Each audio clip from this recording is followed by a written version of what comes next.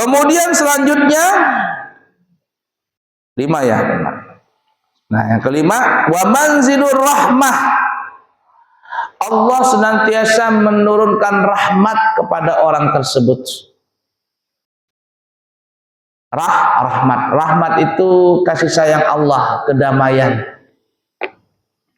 Zayyinu buyutakum bis-shalah wa tilawatil Quran. Hiasilah rumahmu itu dengan banyak salat sunnah dan juga banyak baca Al-Quran. Rasakan saja rumah yang sering banyak dilaksanakan salat sunnah di situ, banyak dibacakan Al-Quran. Ketika kita masuk itu berbeda dengan rumah yang jarang ada dilaksanakan salat, yang jarang dibacakan ayat Al-Quran. Itu gak enak masuknya. Jadi turun rahmat kepada orang yang rajin salat, kepada rumahnya. Disayang, namanya disayang tuh, ya disayang bagaimana? Kalau dikasih belum tentu disayang, tapi kalau disayang sudah pasti dikasih. Kita sayang sama anak kita, tidak tega kita kalau dia minta sesuatu, pasti kita kasih. Tapi kalau ada orang minta-minta, apalagi mintanya dengan cara yang kasar, Pak, minta Pak, kita nggak ngasih. Ataupun kita juga ngasih, kenapa kita kasih? Karena takut diancam. Kalau kita nggak ngasih nanti mobil kita dicoretnya atau motor kita diganggunya, paksa kita kasih. Dikasih belum tentu disayang, tapi kalau disayang sudah pasti dikasih. Orang yang rajin salat, maka Allah akan menurunkan rahmat. Apa yang dia minta, Allah kasih.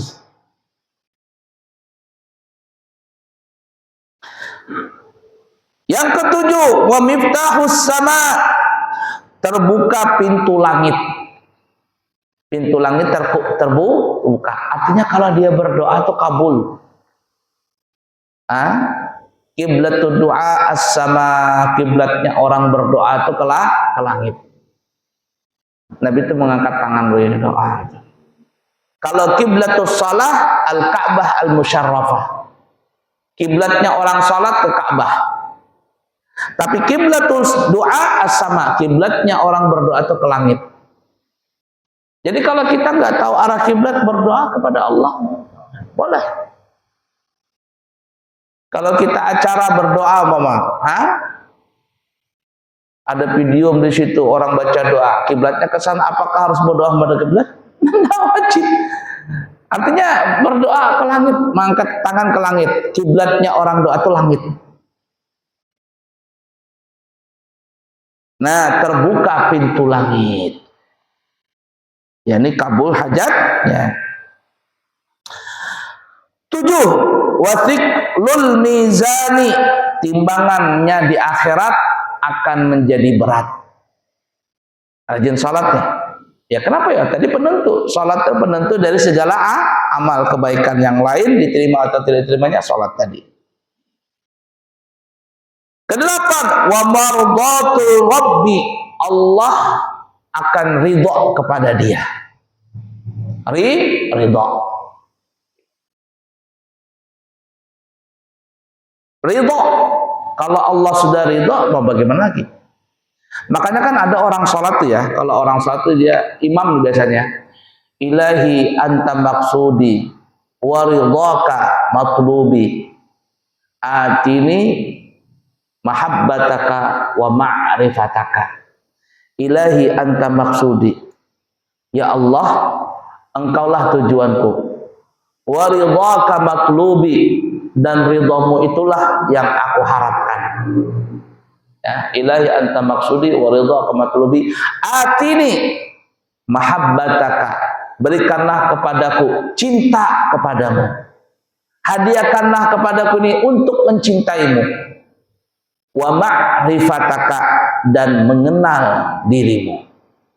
Itu biasanya dibaca sama imam-imam itu ya, cuman jarang ada yang baca, tapi ada orang baca itu biasanya orang yang sudah mengharapkan luar biasa kepada Allah, dia baca itu, ilahi anta maksudi wa ridhaka matlubi atini mahabbataka wa ma'rifataka.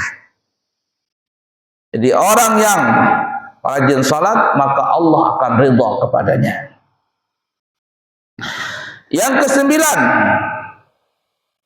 wa thamanul jannah, dia akan mendapatkan penghargaan surga. Nilainya surga. Ini puncaknya nih ya, puncak-puncaknya. Jadi orang yang rajin salat, puncaknya itu apa ya? Dapat ridhonya Allah dan hadiahnya adalah surga. Wa thamanul jannah, mendapatkan hadiah, mendapatkan nilai anugerah surga. Dan yang ke-10 adalah wahijabun minan nar. Kalau masuk surga berarti tidak akan masuk ke dalam neraka. Hijabun minan nar, akan terdinding daripada api neraka.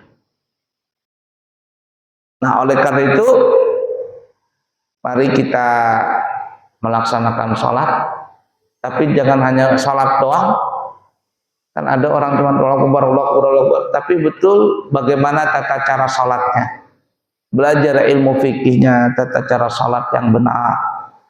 Kalau sudah tata caranya benar, sunnah-sunnahnya benar dan sebagainya, ditingkatkan lagi karena Allah.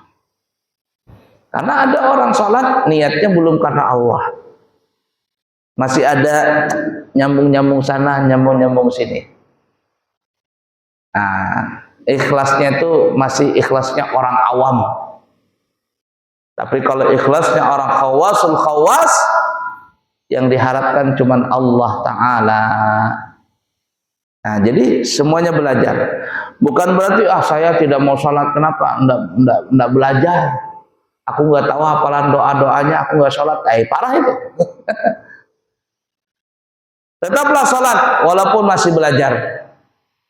Ya, kerjakanlah sholat, maka insya Allah semua urusan Allah akan mudahkan. Anfusakum wa ahlikum nara, jagalah dirimu dan keluargamu dari api neraka. Baik, mungkin seperti itu ya para jemaah. Insya Allah kita akan sambung di kesempatan yang akan datang. Mudah-mudahan apa yang kita kerjakan pada hari ini dari segala kebaikan diridhai oleh Allah Subhanahu wa taala, dan dosa-dosa kita juga diampuni oleh Allah Subhanahu wa taala. Terima kasih, minta maaf, minta ampun. Subhanakallahumma wa bihamdika asyhadu an la ilaha illa anta astaghfiruka wa atubu ilaihi. Wa akhiru kalam, wassalamu alaikum warahmatullahi wabarakatuh.